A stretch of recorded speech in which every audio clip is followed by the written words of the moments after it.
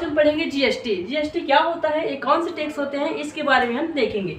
देखिए, जीएसटी का मतलब होता है गुड्स सर्विस टैक्स, वस्तु सेवा कर। अब ये गुड्स क्या होते हैं, गुड्स जैसे वस्तु, जैसे देखिए, जैसे हम कोई भी वस्तु खरीदते हैं तो उसमें हम टैक्स देते हैं। जैसे मान लीजिए मैंने मार्कर खरीदा तो इसमें टैक्स लगा है हमारा, ये हो गया गुड्स। मतलब कोई भी वस्तु खरीदेंगे, जैसे मान लीजिए मैं ये पेन खरीदा तो इसमें भी टैक्स लगा है, ये मार्कर खरीदा, मैं कपड़ा खरीदा इसमें भी टैक्स लगा, ये वस्तुओं में टैक्स लगता है। और सर्विस, सर्विस का मतलब होता है सेवा। जैसे कि आप हॉस्पिटल में जाएंगे, ये सेवा क्षेत्र है, शिक्षा लेने जाएंगे तो उधर जब आप पैसा देंगे तो उसके बदले आपको सेवा मिलेगी। जैसे आप जाते हैं हॉस्पिटल, जाते हैं पैसा देते हैं तो उसके बदले आपको सेवा देते हैं।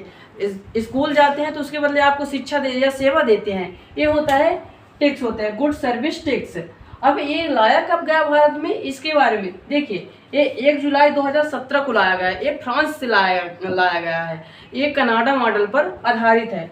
और ये इनडायरेक्ट टैक्स होता है, ये इनडायरेक्ट टैक्स होता है।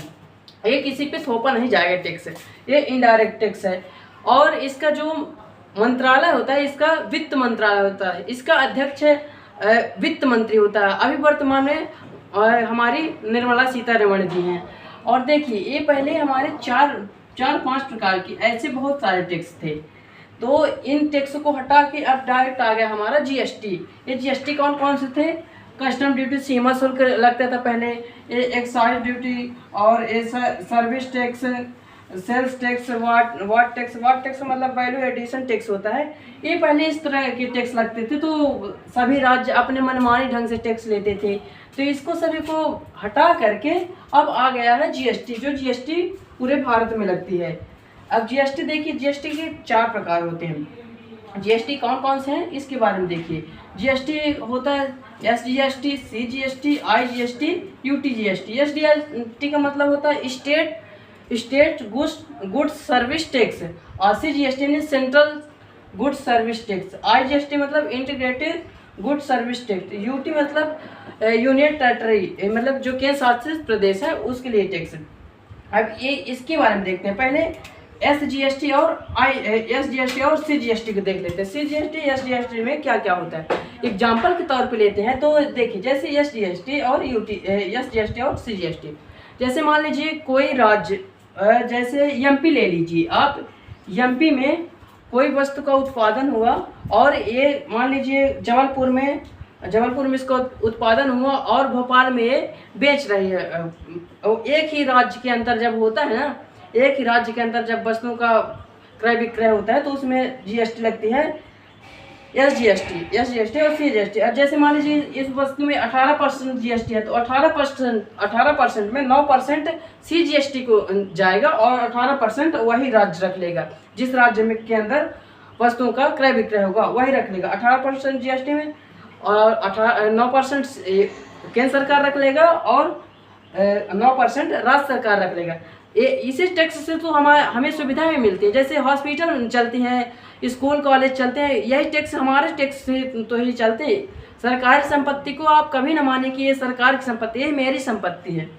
और जैसे आईजीएसटी क्या होता है, आईजीएसटी मतलब इंटीग्रेटेड जीएसटी, मतलब इंटीग्रेटेड, एक राज्य से जब दूसरे राज्य में व्यापार होता है। जैसे मान लीजिए यूपी है, यूपी में कोई वस्तु का उत्पादन हुआ, जैसे मान लीजिए यूपी में कोई वस्तु का उत्पादन हुआ, अब उसको हम गुजरात में बेचना चाहते हैं, तो उस वस्तु में 18% जीएसटी लगी है। तो हम जब यूपी में उत्पादन किया, अब गुजरात में बेचने जा रहे हैं, तो गुजरात वाले राज्य को हमने जो 18% टैक्स लगाया, तो 9% गुजरात वाले को देंगे टैक्स, और 9% हमारा केंद्र सरकार लेगा, सेंट्रल गवर्नमेंट लेगी।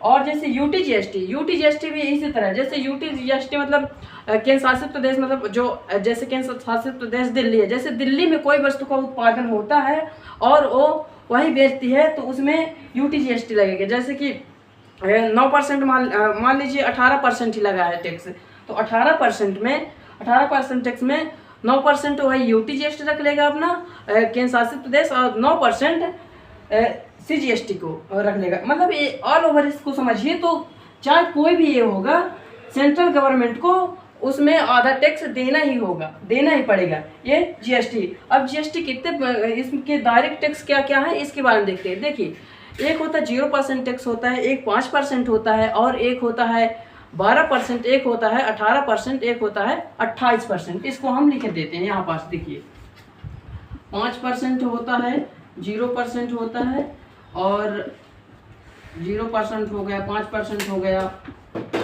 12% हो गया, और एक हो गया 18%, और एक हो गया 28%। देखिए ये टैक्स होते हैं। जैसे 28% विलासिता वाली वस्तुओं में लगेगा, जैसे एसी हो गई, आपकी कार हो गई, इनमें लगेगा 18%, 28% जीएसटी इसमें लगता है। अब देखिए शिक्षा के क्षेत्र में लगता है। बताइए केंद्र सरकार हमसे कितना ले रही है पैसे शिक्षा में, जो हम लोग का तो जीवन सुधारने का शिक्षा ही है सब कुछ, उसमें 18% जीएसटी लगती है। ऐसे हो गया, फिर इसमें लगता है, इसमें लगता है, इस तरह के लगते हैं। जैसे कृषि में हो गया 5% लगता है, ये जैसे खाद्य वस्तु में 5% लगता है। ऐसे जैसे मान लीजिए कोई खाद्य वस्तु हो गई मूलभूत इकाई की, जैसे इस नमक में 0% लगता है टैक्स, इसमें नहीं लगता है। और जैसे 12%, जैसे कोई जैसे सीमेंट फैक्ट्री हो गई तो 12% देगी। जैसे विनिर्माण की वस्तुओं में 12% टैक्स लगेगा। इसको दोस्तों एक बार और देख लीजिएगा। ये इनमें मुझे पता है आप इनमें एक बार थोड़ा कंफ्यूज होंगे, लेकिन एक वीडियो देख लीजिए यही वाली, पूरा कंफ्यूज दूर हो जाएगा आपको। हमको कमेंट में बताइए आपको वीडियो कैसी लगी। धन्यवाद दोस्तों।